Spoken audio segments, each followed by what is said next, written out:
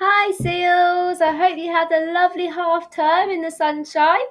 I certainly did manage to get out in the sun and try and do a bit of sunbathing. I was in school today, which was lovely to see some children get used to the new bubble system. So we'll find out all about that soon. But let's get back to our story. So we are on still reading Pages and Co. We're on chapter 28. Tilly was stuck in the Little Princess in the middle part of the world because the last page of the book was ripped, so she had to guess the last line of the book to get back into the normal life. And because she got it wrong, she was stuck. She was in the underlibrary, and Chalk found her and was not very happy at all. Okay, then Amelia, we think and we're hoping Amelia's really nice still and has saved the day.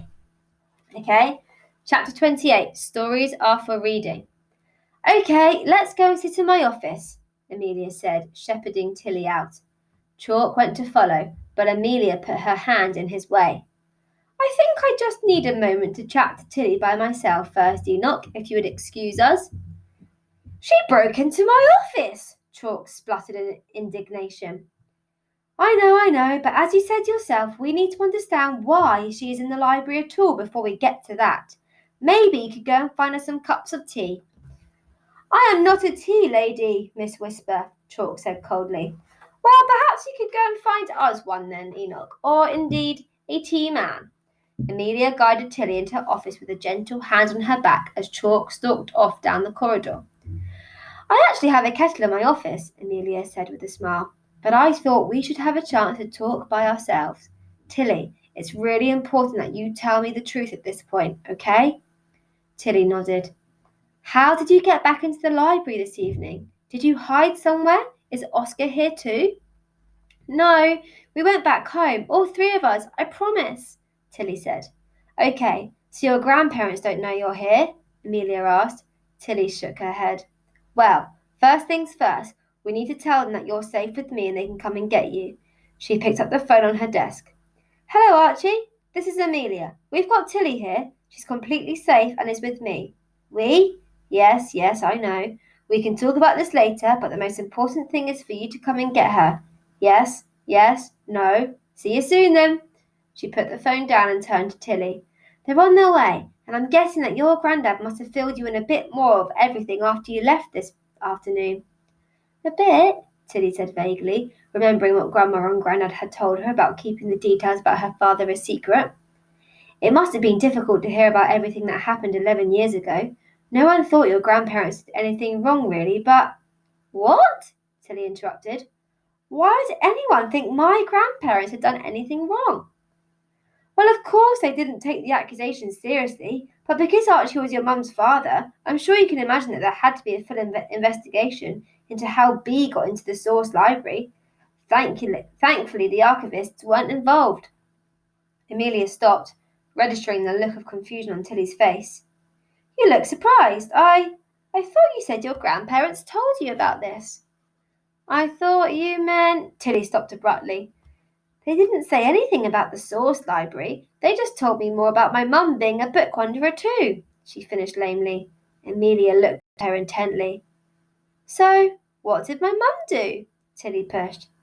It's not really my story to tell, Tilly, but the headline is that she stole your granddad's key to the Source Library because she was trying to access one of the books to change it permanently, and I'm sure you understand how troubling that is. But really, this is something you should talk to your grandparents about properly. We both saw this morning that your granddad is obviously very particular about the way he wants to tell you these sorts of things. In the meantime, we need to get back to the matter in hand, Tilly. Don't worry, you're not in trouble. It's just that only very senior book wanderers have clearance to access the library via any route other than the King's Library elevator. So we need to understand how you got here. I wanted to practice my book wandering, Tilly explained. So I read myself into a book, and it worked completely fine. But when I tried to get out, I saw that the final page was torn. So I just read the last bit that was there. And everything went black, and I ended up in an empty room down the corridor from here.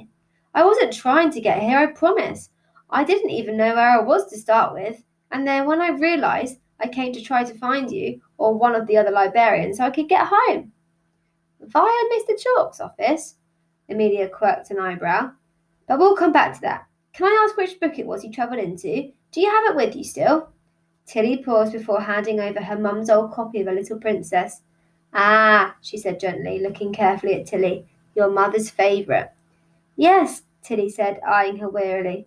How do you know? Well, Tilly, it's no secret that your mum and I were good friends a long time ago. It's why I wanted to speak to you on your own first without Mr. Chalk here. We met in New York. We worked at the same bookshop. I haven't seen her since she went back home pregnant with you. Until your granddad brought you to the library this morning. You didn't exist according to the book-wandering community. After your granddad resigned as a librarian, he and Elsie went off the radar. Everyone assumed that they just wanted a quiet life away from all the book-wandering, politics, and tried to take care of Bea a bit. Why does Mr. Chalk seem so angry all the time? Tilly asked. Well, Enoch is very good at his job. In many ways, he has a bit of a sixth sense for anything going away. But he has a different perspective on book wandering. He is fond of rules, and I'm afraid your mum broke most of those rules. He thinks we should be far stricter about book wandering, how we monitor it, how we regulate it, if there should be an age restriction, whether we should allow anyone to do it who demonstrates a natural ability. He's written seemingly endless reports questioning what books and stories are really for. But stories are for reading, Tilly said. Why do they have to be for something anyway? Can't they just be? I am rather inclined to agree with you, Tilly, as are your grandparents, but that doesn't mean everyone else is. With regards to Enoch, I'm not yet sure that we can explain your appearance here in the underlibrary. Somehow you were pulled back to the library and were able to get past the barriers we have to protect this place. I think we would be ill-advised to share this ability widely. In fact, I think the best plan is for me to handle it and try to avoid you crossing paths with Enoch again on this visit. Although, I need to ask you, Tilly, why were you in his office? Tilly flushed. I'm sorry. I know I shouldn't have been. I saw his door and I just didn't think. I was just curious. We don't keep the offices locked here, Tilly, because the library is so well protected from the outside world. But that doesn't mean that you should enter people's private spaces without their permission. I think you probably understand this. I'll pass your apologies on to Mr. Chalk.